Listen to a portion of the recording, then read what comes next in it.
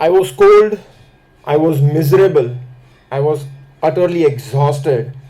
It had taken me almost 35 days of serious climbing to get here. I was standing on Mount Manaslu, the eighth highest mountain of the world, and I was only the second Indian to do so. And it literally felt in that moment that I was walking on the moon. I was standing on the moon. When I saw on my left, there was a 3,000 feet drop right into the abyss. And in that moment, I asked myself, if 6 years ago someone had told me that, hey Kuntal, you are going to go climb the biggest and the tallest mountains of the world, and you are going to, leave your job, and you are going to be doing all these things, I would have said, are you out of your mind? I mean, what kind of drugs are you doing? And basically, I was a guy who was just, running the 9 to 5 rat race, and I had a very boring life. And so something like this was just unimaginable. But before I delve into my main story, I want to share a couple of moments that will help you understand my story a little bit better. In February 2009, my wife Dipti and I took a trip to Shimla. We had a very simple objective. We just wanted to see some snow. I had never seen snow in my life. My wife hadn't seen snow in her life, and we were just regular tourists. So we got to Shimla in dead of the winter, to see snow. And 6 days passed, and we saw nothing. We were like, what's going on?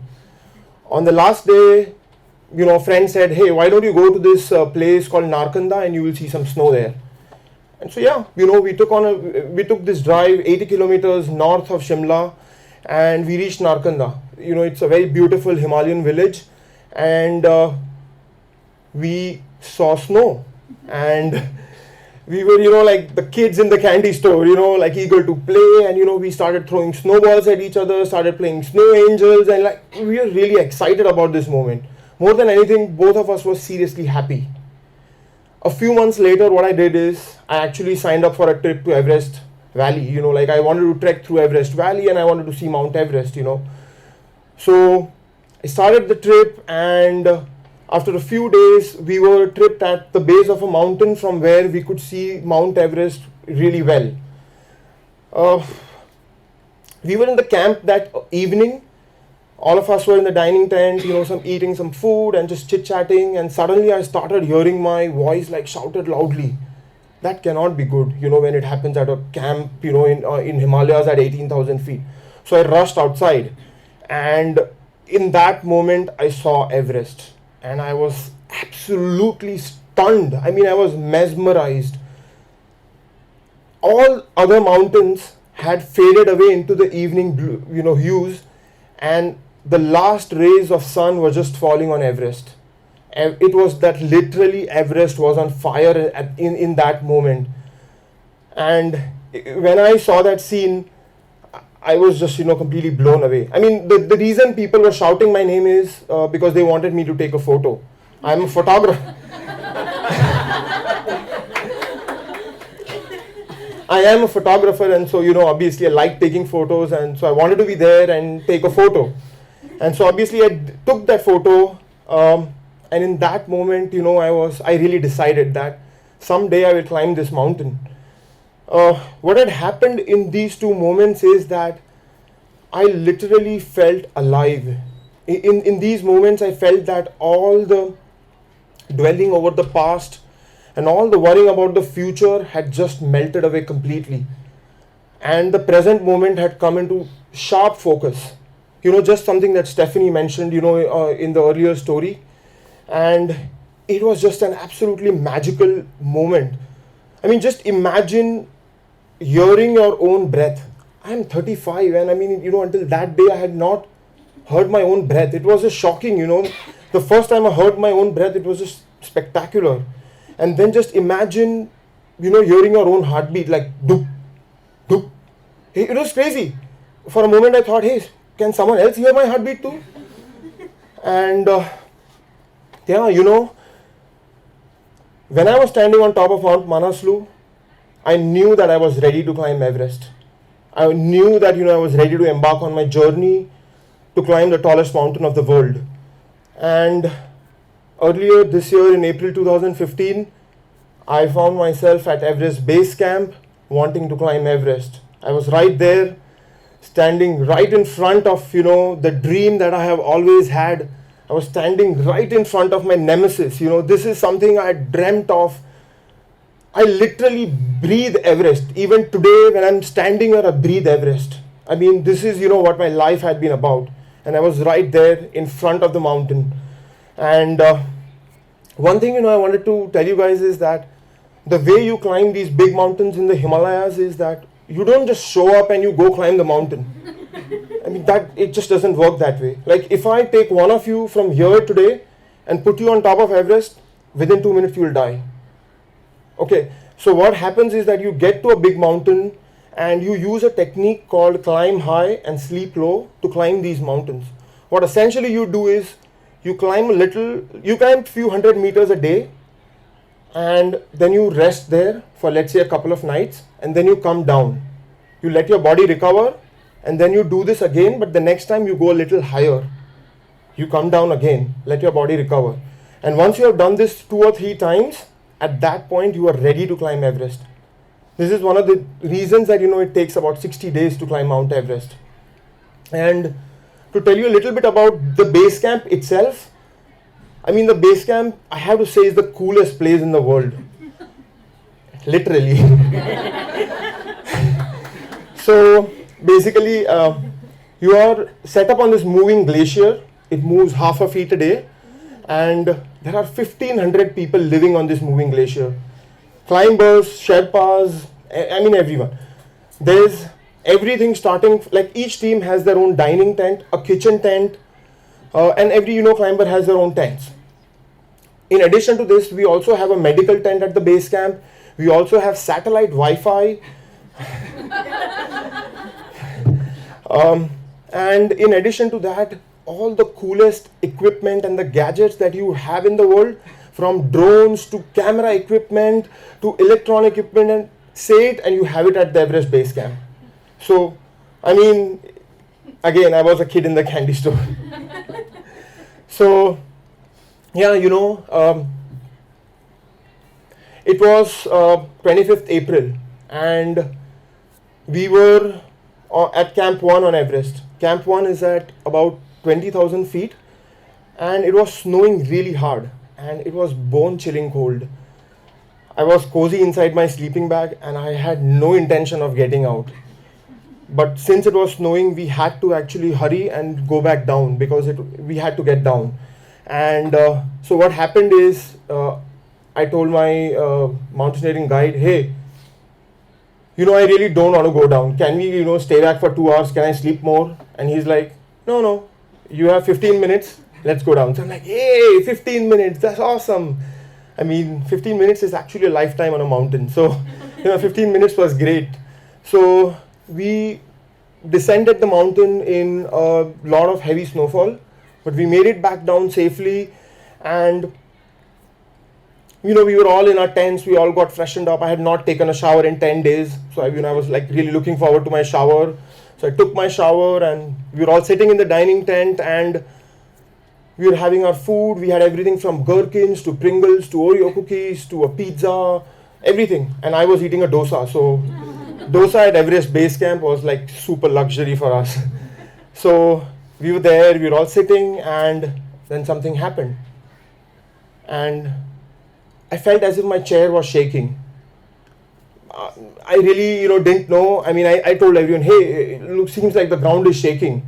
And then the guy next to me said, you are having altitude sickness, man. And I mean, one of the things is that in the mountains, there can be times when you think that something is happening even when it is not. So, I said, fine. And then the ground started shaking harder. And at that moment, all of us knew that this was an earthquake. And so at that moment, all of us rushed out of the dining tent, and we were all, just standing outside. And the ground had started shaking seriously hard. Like, it almost felt as if I was standing on a swing that was swaying from one end to the next. Like, I have lived in the California, and I know what an earthquake means.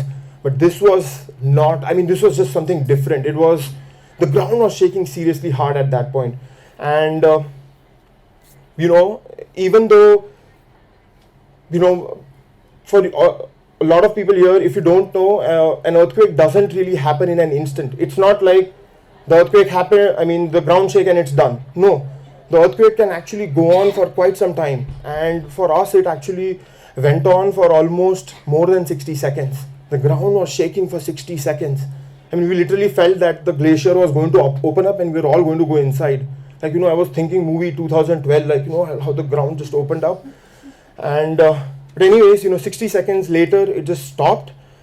And for a moment, we were all relieved. Fine, this is good. And then we heard the largest boom I heard the largest boom of my life. It literally felt as if there was a bomb blast somewhere near. And we thought that, the voice was coming from the east, where it's Everest. So, basically the base camp is an entire sort of a bowl. We are in the middle, Everest is to the east, and there is another mountain called Pumori, which is to the west. So basically Everest is here and Pumori is bang opposite on the west.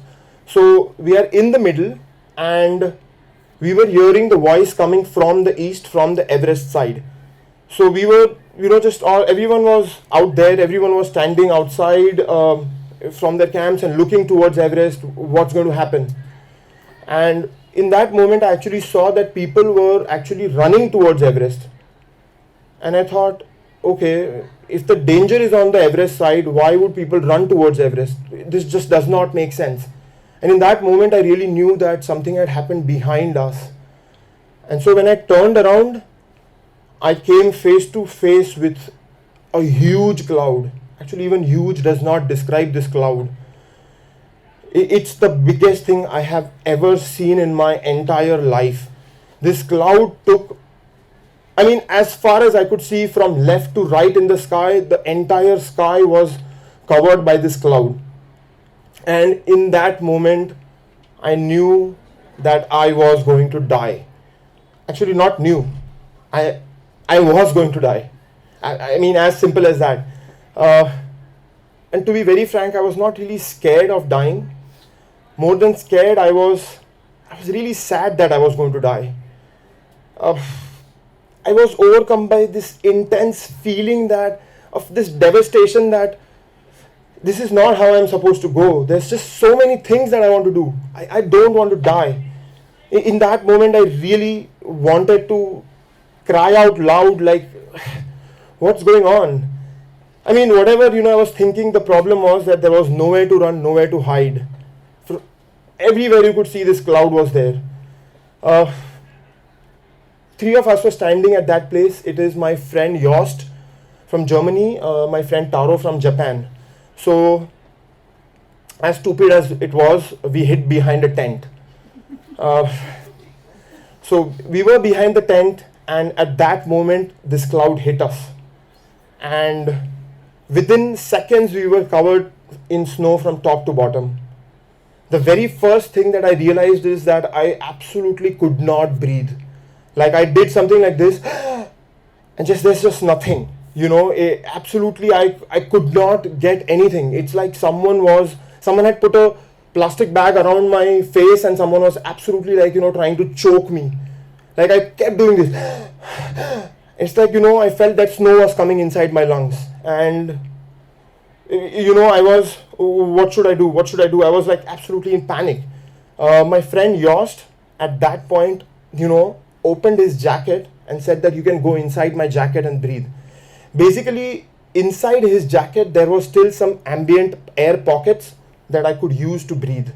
So I actually went inside his jacket, and this is for the first time that I actually, was able to breathe. Like, it was not like, and then nothing. I could actually breathe all those things. And it literally felt as if, I was born again, and that, I was taking in my first breath of that day. And in that moment, I knew that, I was going to be indebted to Jost for rest of my life, for saving my life. In such dire circumstances, no one would have done this. The cloud continued coming to us for almost 2 minutes, and then after 2 minutes, the cloud passed over. And at that point, we sort of all got up, we were a little relieved. We still, had no idea what was coming next. So we were a little relieved.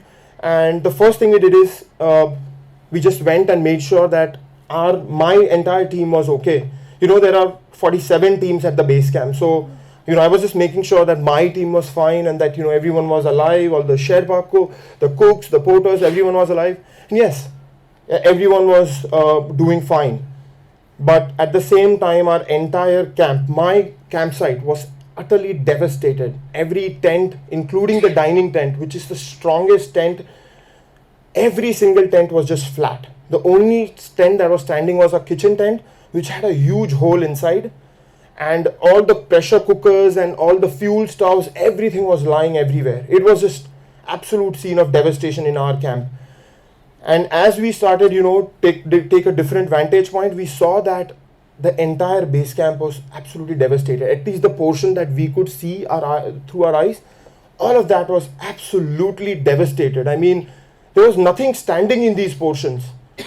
There were tents, there was a city before, and now there was nothing.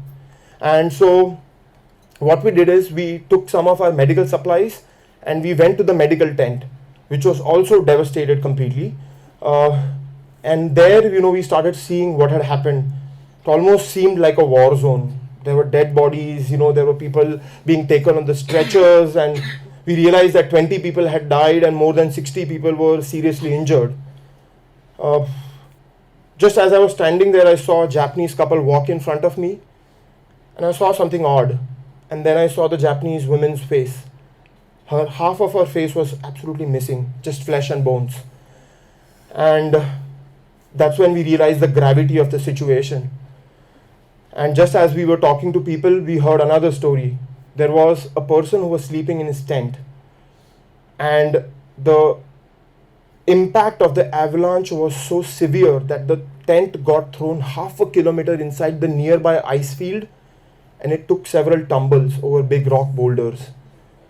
When the rescuers got to the tent and they opened the zip, the body was mangled into pieces, absolute pieces. Later we came to know that this big snow cloud was actually a big avalanche. And what had happened is Pumori, which was right behind us, there was a block of ice the size of a cricket stadium had actually broken off due to the earthquake and had actually crashed on the ground. And what happened is that crash actually gave rise to a huge cloud. And this cloud was a mixture of snow, ice, and aerosol. Aerosol is that thing in your deodorants. And so when this cloud hit us, the thing was that the entire cloud only consisted of aerosol. And that's why we were not able to breathe. So that was the problem. And at that point, we also got a call from Kathmandu. And we realized that it's not just us. There are 9,500 people dead in Kathmandu. More, tens of thousands, probably if not more, seriously injured, missing. And there were more than 500,000 displaced from their homes. This was clearly not a mountain climbing tragedy. This was a tragedy of unprecedented levels. I mean, this was just different. In that moment, I, as an expedition leader, I did not hesitate for a second in cancelling my expedition. First and foremost, what I wanted to do is I wanted all my Sherpa brothers and my cooks and my porters and everyone to just go home and be with their family in the time of their need. So that's what I, wanted. And, I was heartbroken. Nepal is almost like my second home. So, I was just shattered basically. That night when I was in my tent and I was contemplating about what had happened earlier, my entire life literally played in front of me. Like, just like part by part, it all played in front of me. And I realized that, this life is very, very, very fragile, and life is also very short.